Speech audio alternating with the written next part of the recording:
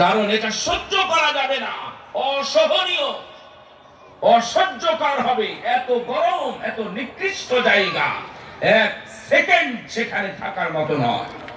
এই জন্য বলবে আল্লাহ আমাদেরকে এখান থেকে বের করো, না আমাল সালিহা, আমরা এখন ভালো কাজ করব, আবার দুনিয়াতে পাঠাও, ভালো কাজ করব। গায়রাল্লাযী কুননা না'মাল, আমরা সালাত সিয়াম হজ যাকাত আদায় করতাম না, কোরআন তেলাওয়াত করতাম না, ভালো ভালো মজলিসে বসার চেষ্টা করতাম না, ভালো মানুষের সাথে চলাফেরা করতাম না, এর বিপরীতে খারাপের সাথে চলতাম, খারাপ কাজ করতাম, সুদ ঘুষ জুয়া লটারি বেহায়া বেপরদা নোংরামি নষ্টামির সাথে আমরা থাকতাম। আমরা তার বিপরীতে ভালোটা করব, আমাদেরকে এখান থেকে বের করে দাও।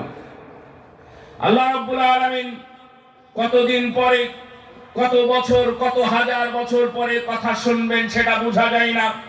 তবে জাহান্নামীদের সাথে এক সময় বলবেন, আওয়ালাম নুআম্মিরকুম মা ইয়াতাযাক্কারু ফীহি মান তাযাক্কার, উপদেশ নেওয়ার জন্য যথেষ্ট সময় কি দেই নাই?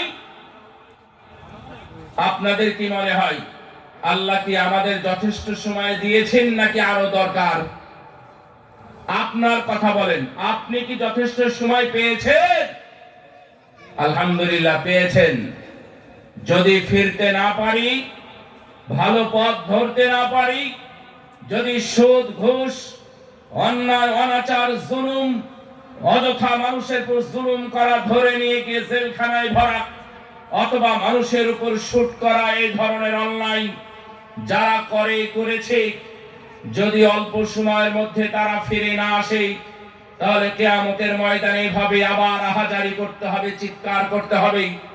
আল্লাহ রাব্বুল আলামিন বলেন, তোদের তো সময় দেওয়া হয়েছিল, তোরা গ্রহণ করিস নাই, ফিরিস নাই, ফাযুকু, সুতরাং এখানেই থাক, এই জাহান্নামের আগুনই খা, এই নোংরা নষ্ট জায়গায় থাক, অক্সিজেনহীন জায়গাতেই থাক। তোদের জন্য কোনো সাহায্য, কোনো সহযোগিতাকারী এখানে থাকবে না, কোনো সহযোগী থাকবে না। এখানেই থাকার জন্য চিরন্তন ঘোষণা আল্লাহ যখন দিবেন, তখন জাহান্নামীরা আর উৎপাত করতে থাকবে। সম্মানিত উপস্থিতি, জাহান্নামের ভয়াবহতা আর 5 মিনিট বলি। জাহান্নামের আগুন এত খারাপ, জাহান্নামের আগুন তৈরি করার পরে তারা তো এক জায়গায় আছে।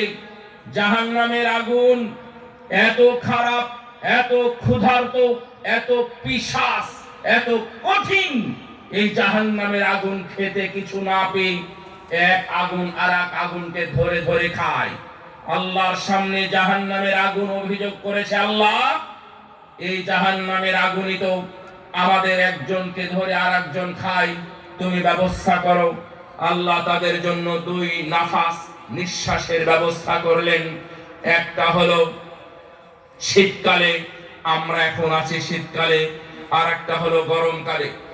আল্লাহ নবী এটা বলার পরে বলছেন, ফাশাদ্দু মা তাজিদুনা মিনাল হার ওয়া আশাদ্দু মা তাজিদুনা মিনাজ জামহাইদ। ও আমার সাহাবীরা, তোমরা যে গরমের তীব্রতা অনুভব করো, তোমরা গরমের কারণে ছটফট করো, এটা হলো জাহান্নামের আগুনের নিঃশ্বাস। আর তোমরা যে কঠিন কনকনে ঠান্ডা শীত অনুভব করো, এটাও জাহান্নামের আগুনের নিঃশ্বাস। আমরা জানি না জাহান্নাম কোথায়, এখান থেকে কত কিলোমিটার দূরে, এখান থেকে কত দূরে, কতটা দেশের পরে আছে আমরা জানি না, কিন্তু এটা আমরা হাদিসের মাধ্যমে জেনেছি, সহিহ বুখারী হাদিসের মাধ্যমে, যে সেই জাহান্নামের নিঃশ্বাস ফেলার কারণে পুরো গরম পৃথিবী আবার ঠান্ডা হয়ে যায়, আবার ঠান্ডায় জমে যাওয়া বিশাল বড় বড় পাহাড় গলে আবার বন্যায় সয়লাব হয়ে যায়। তাহলে ওই জাহান্নামের ভিতরে গেলে কত গরম অনুভব করা যাবে। আল্লাহর নবী বললেন, ফুদ্দিয়াত আলাইহিন্না 69 জুযা, জাহান্নামের আগুন দুনিয়ার আগুনের চাইতে আরো 69 গুণ বাড়ানো হয়েছে। রাসূল সাল্লাল্লাহু আলাইহি ওয়াসাল্লাম বললেন, ও আমার সাহাবীরা, নারুকুমুল লাতী তুকিদুন জুজউম মিন নারি জাহান্নাম মিন 70 জুযা। তোমরা যে আগুন নিয়ে রান্না করো, তোমরা যে আগুন জ্বালাও, তোমাদের যে আগুন দ্বারা বড় বড় বড় বড় বনকে তোমরা উজাড় করে দাও, বড় বড় গাছকে তোমরা পুড়িয়ে কয়লার পরে ছাই বানিয়ে শেষ করে দাও। তোমাদের এই আগুন দ্বারা মানুষ পুড়ে ছাই হয়ে যায়। তোমাদের এই আগুন দ্বারা বাংলাদেশের বিভিন্ন অঞ্চলে চকবাজার, বঙ্গবাজার, বড় বড় জায়গাতে আগুন ধরে মানুষ লাশ হয়ে গেছে। এই আগুনের চাইতে আরো 69 গুণ বাড়ানো হয়েছে জাহান্নামের আগুনকে। আহারে কি ভয়াবহ কথা! সাহাবীগণ বললেন, ইয়া রাসূলুল্লাহ, আকানাত লা কাফিয়া, এটা কি যথেষ্ট ছিল না জাহান্নামের মানুষকে পোড়ানোর জন্য? এই আগুন দ্বারাই তো মানুষকে পোড়ানো সম্ভব, তাহলে এত আবার বাড়ানো হলো কেন? আল্লাহর নবী বললেন, ফুদ্দিলাত আলাইহিন্না তিসআতা ওয়া সিত্তিনা জুসআ, এই জাহান্নামী, কথা এই সুদখোর, এই ঘুষখোর, এই বেনামাজি, বেরোজাদার, বেঈমান, বেদাতি, এই মুশরিকদেরকে পোড়ানোর জন্য আরো বেশি আগুন দরকার, বেশি গরম দরকার। এই জন্য জাহান্নামের আগুনে আরো বেশি তাপ বাড়ানো হয়েছে। বলেন নাউযুবিল্লাহ। বলতে নারাজ নাকি? নাউযুবিল্লাহ। এই জাহান্নামের আগুনে আমরা 1 সেকেন্ডের জন্য যেতে চাই না। রাসূল সাল্লাল্লাহু আলাইহি ওয়াসাল্লামের সামনে সাহাবীগণ ছিলেন। আবু হুরায়রা রাদিয়াল্লাহু তাআলা আনহু বলছেন, রাসূল সাল্লাল্লাহু আলাইহি ওয়াসাল্লামের সাথে থাকা অবস্থায় হঠাৎ আওয়াজ শুনতে পেলাম। আল্লাহর নবী জিজ্ঞাসা করলেন, তোমরা কি জানো এটা কিসের আওয়াজ? রাসূল সাল্লাল্লাহু আলাইহি ওয়াসাল্লাম বললেন, এটা হলো হাদা হাজার রুমিয়া ফিন নারি মুনযু 70 খারিফা আল-আন ইনতাহা ইলা কারিহা, অর্থাৎ ইয়াহবি বিহা ফিন নার আল-আন ইনতাহা ইলা কারিহা। আমার সাহাবীরা শোনো, তোমরা এখন থেকে 70 বছর আগে জাহান্নামের মুখে বা কিনারায় জাহান্নামের দরজায় একটা পাথর ফেলে দেওয়া হয়েছিল। সেই জাহান্নামের তলদেশ, জাহান্নামের গভীরতা কত বেশি হতে পারে, কত হাজার, কত লক্ষ কিলোমিটার হতে পারে। একটা উপর থেকে পাথর নিচে পড়তে 70 বছর লেগেছে। 70 বছর পরে ওই পাথরটা আজকে জাহান্নামের তলদেশে গিয়ে ঠেকলো। নাউযুবিল্লাহ। তাহলে আপনি জাহান্নামে যাবেন, এটা যদি মাথায় থাকে, তাহলে জাহান্নাম থেকে বের হবেন। অর্থাৎ জাহান্নামে যেতেই যেখানে 70 বছর লেগে যায়, তাহলে ওই জাহান্নাম থেকে ফিরতে আবার কত বছর লাগবে?